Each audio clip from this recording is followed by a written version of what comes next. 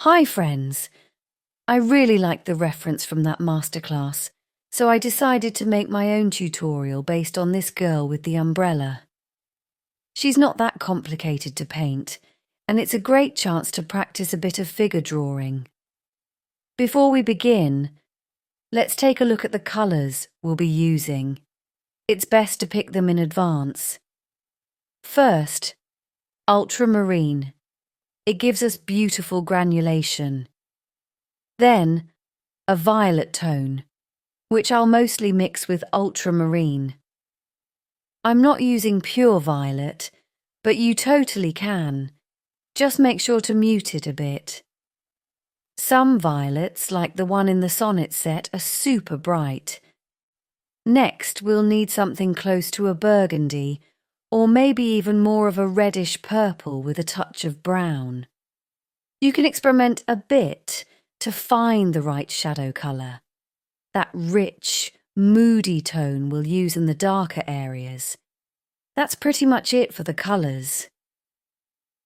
For the first version of this piece, I worked on cellulose paper. Now I'm switching to cotton. Fabriano was the cellulose. Now I'm using Malevich cotton paper.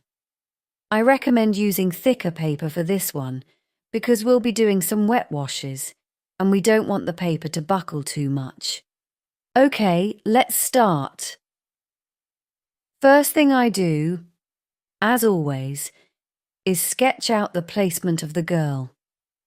It's really important to make sure she fits well on the page, especially the umbrella. I start by marking where the umbrella ends.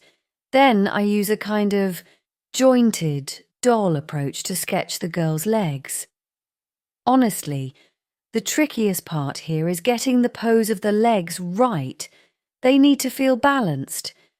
Make sure she's not tipping forward or leaning too far back. The centre of balance should be under her head. If you draw a line through her body, it should feel stable. Check the tilt of the hips. Too far forward or back and she'll look like she's falling. When sketching the umbrella, remember it's slightly in perspective. Keep that in mind as you draw. Once I have this super rough sketch, I erase the extra lines and start refining the drawing. I didn't draw the skirt right away, only now I'm adding it in, after placing the legs properly. And pay attention to the bend in the front leg. It shows the fold in the skirt. The leg is slightly forward, creating that crease. Look at the shape of it and try to capture it. When drawing the boots, notice that the boot touches the front of the leg. The leg goes a bit forward and presses against the boot. On the back of the boot, there's a little space, a gap. This will also be true for the leg that's extended forward. Now, let's focus on the umbrella. I recommend finding the centre of the umbrella. Honestly, in this reference, the umbrella is placed oddly.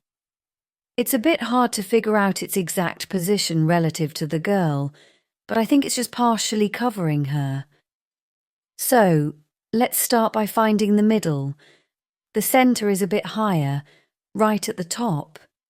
There's this little triangle in front of us, and from there we begin to stretch out the other edges. As you do this, note that the umbrella's shape changes, especially on the sides. The way it curves will shift depending on the angle, so try to visualise that as you draw. Now, keep in mind that my drawing surface is tilted slightly, so it might look like the figure is tipping forward a little bit. Make sure that she's not tilting forward or backward. The hips should balance out the legs to keep her stable.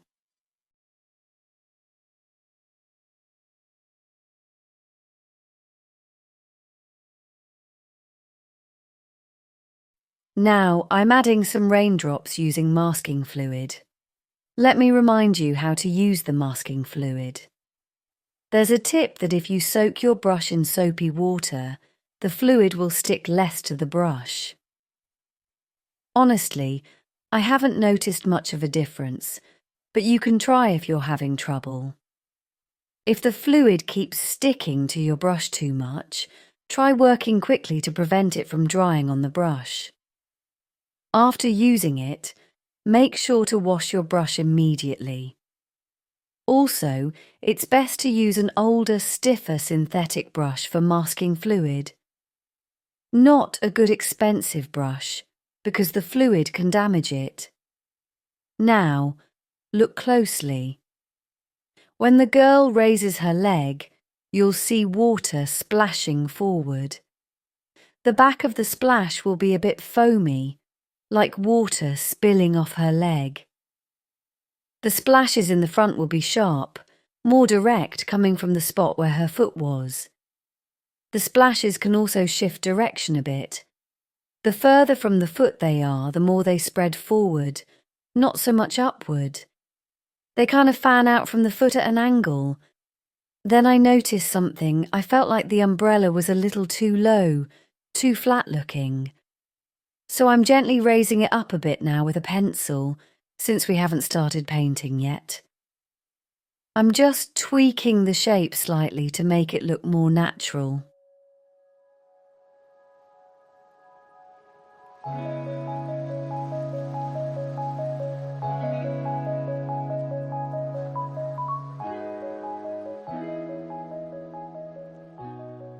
Now I'm moving on to the background.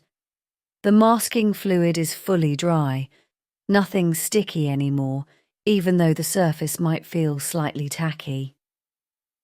I take a big soft brush. This one's a synthetic squirrel imitation, and I start wetting the whole background. Make sure everything's visible on screen, and then I carefully go around the figure with some margin. I wet the whole area, top to bottom, so it's important to use thicker paper that can handle all the water.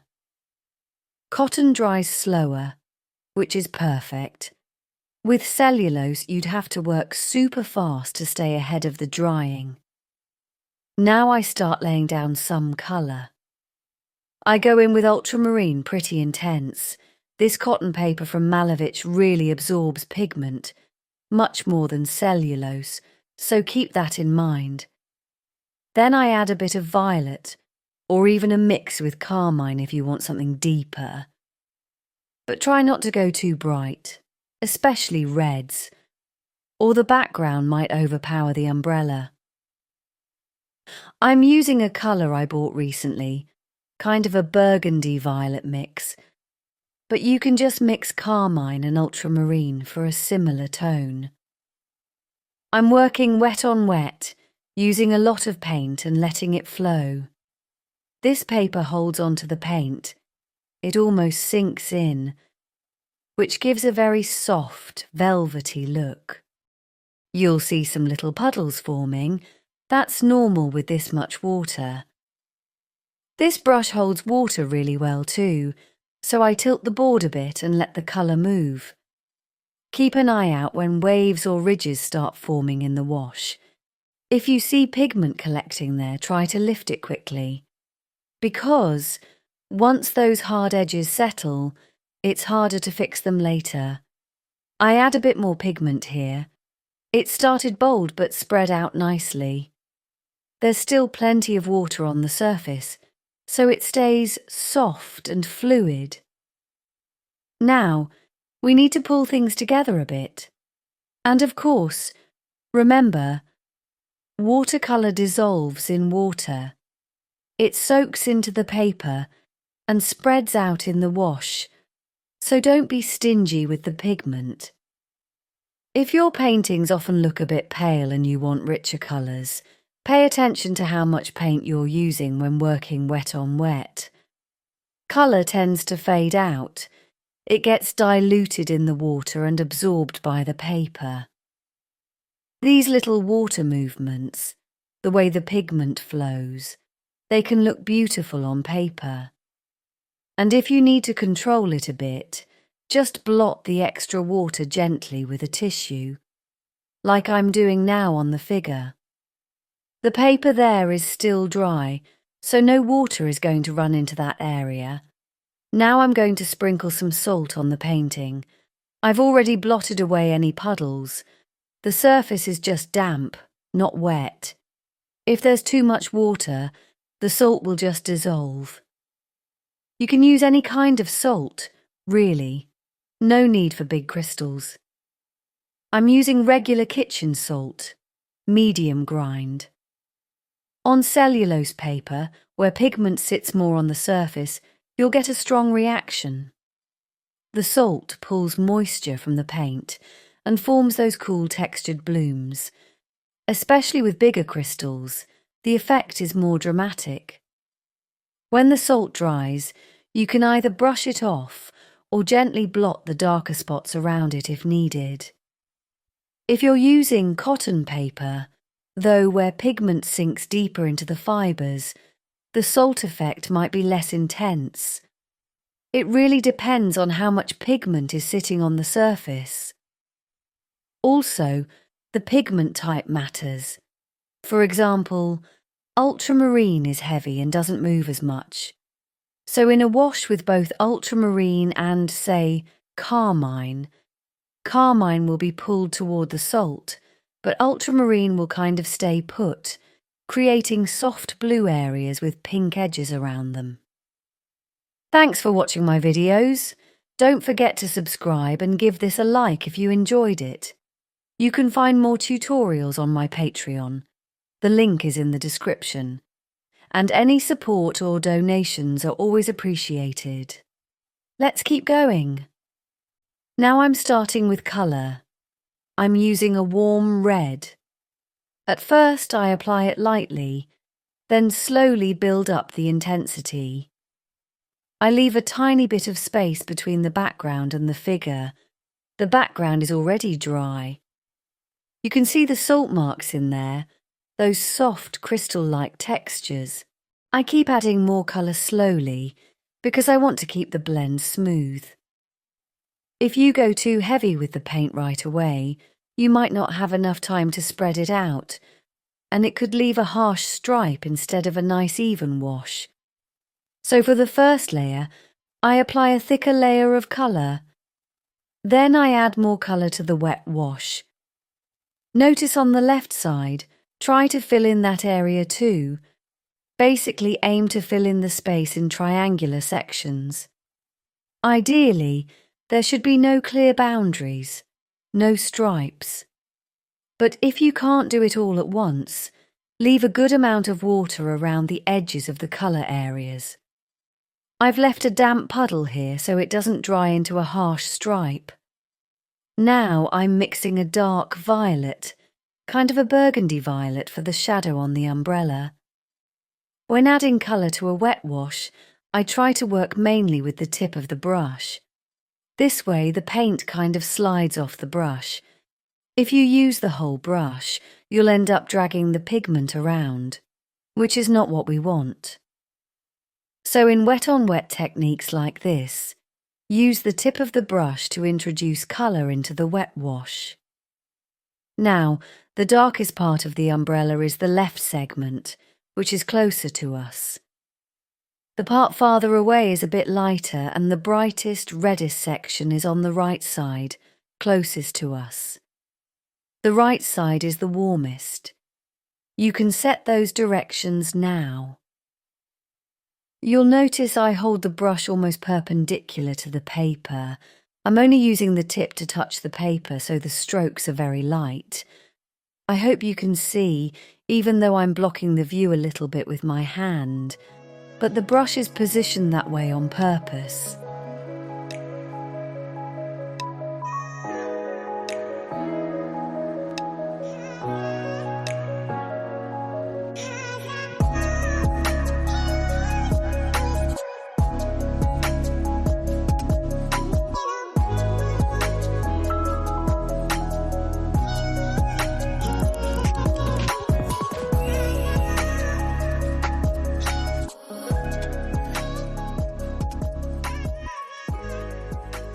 Now, I'm starting to fill in the jacket with colour.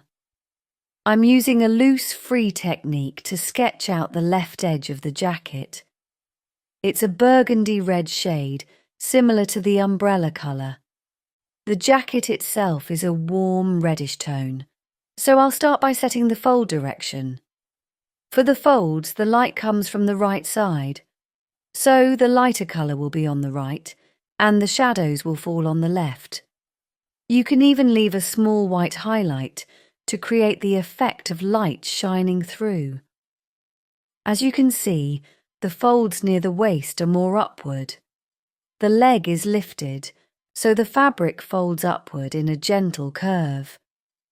For the shine effect, I'll use the same trick on the skirt. I start with the darker area on the left, working wet and heavy with the paint. Then, still wet, I stretch the colour out from the left. I've got kind of a blue-grey wash here.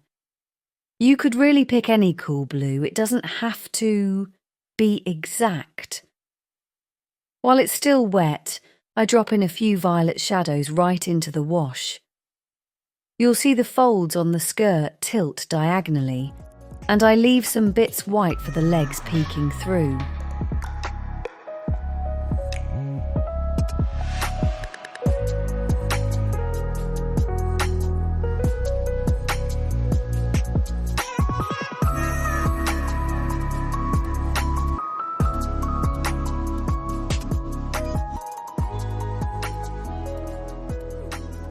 For the legs, I mix a dark carmine with a touch of brown and work in 2 layers.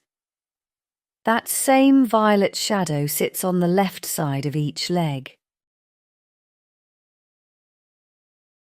Don't go too pale and don't go full bright red. These are mostly in shadow, except for maybe that right foot that's stepping forward.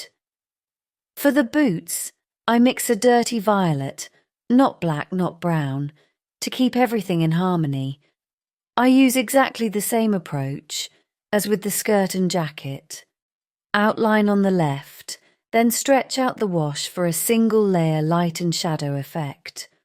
On the front boot, you'll notice I accidentally wiped away some of my masking fluid when erasing the dry background. Lesson learned. Don't remove the reserve until you're completely finished. So now I'm carefully painting around the splashes that should be on the boot. Once everything's dry, I look for spots to tweak. Sometimes I'll reinforce an outline, or in the spokes of the umbrella, add a faint violet wash over the splatters, just enough so they don't stick out too starkly against the background.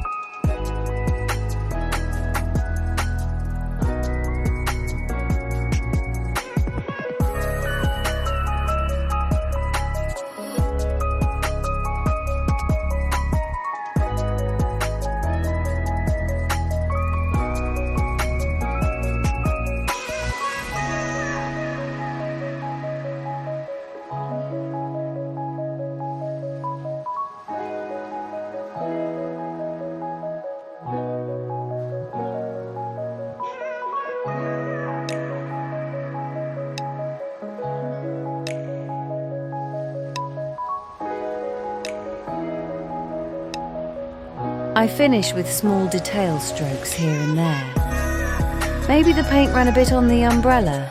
That actually gives it a nice watercolor feel, so I don't worry too much. If you want, you can gently lift it off to tidy things up. One final note. On another demo, I added a shadow in the lower left corner, but here I decided to skip it. The bright blue under the girl is strong enough on its own. Check your reference photo to see if you'd like that extra shadow or not. All in all, have fun with this piece. It's really enjoyable to paint. The biggest challenge is getting the girl's legs constructed correctly. Can't wait to see your versions. Good luck, and I'll see you in the next masterclass. Bye for now.